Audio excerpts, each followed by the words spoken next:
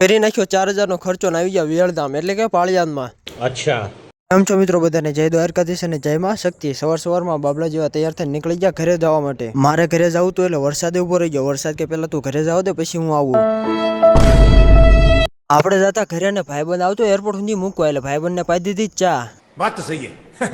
ઘરે જવાનું તું એટલે લઈ લીધી આ પેટી. ના પેટી કઈ જેવી તેવી નથી, 4000 ની પડી છે. અને ભાઈબંધ ને ચા આમથો નતો પાયો, આ સામાન ઉપાડવા હાટું ચા પાયો હતો. હવે ક્યારેય ભાઈબંધ એરપોર્ટ ઉપર મૂકવા નહીં આવે. ફાઇનલી પહોંચી ગયા એરપોર્ટ ને બેસી ગયા આપણે હેલિકોપ્ટર માં. હેલિકોપ્ટર ઉપડી ગયું લટરપટર રાજકોટ થી વેળધામ પાળિયાદ બાજુ.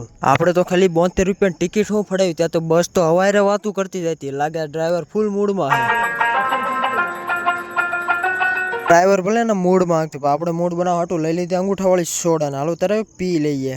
ખતરનાક લોકો અંગૂઠા વાળી સોડા પી રહ્યા એટલી જ વારમાં આવી ગયું વેળધામ એટલે કે પાળિયાદ.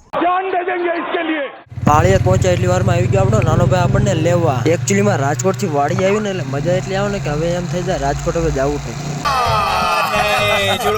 રાજકોટ થી વાડી આવી એટલે આપણું પેલું કામ ઈ કે આખી વાડીમાં આટો મારી લેવાનો. ભલે પછી કઈ ખબર પડે કે ન પડે પણ આટો મારી લેવાનો. વાડીમાં આટો મારતો ને 5 ઇંચ હાઈટ વધી ગઈ. પછી ખબર પડી કે સંપલમાં ગારો હલવાઈ ગયો હે. આ થોડી ને કઈ રાજકોટ છે અને વાડી આંટો મારો હોય ને આવું ન થાય ને તો વાડી આંટો મારો ન કહેવાય. હાલો ત્યારે હું આખી વાડીમાં આંટો મારી લેવાનું. મળશું નવા લોગની સાથે. ત્યાં ચેનલને સબસ્ક્રાઈબ કરવાનું ભૂલતા નહીં.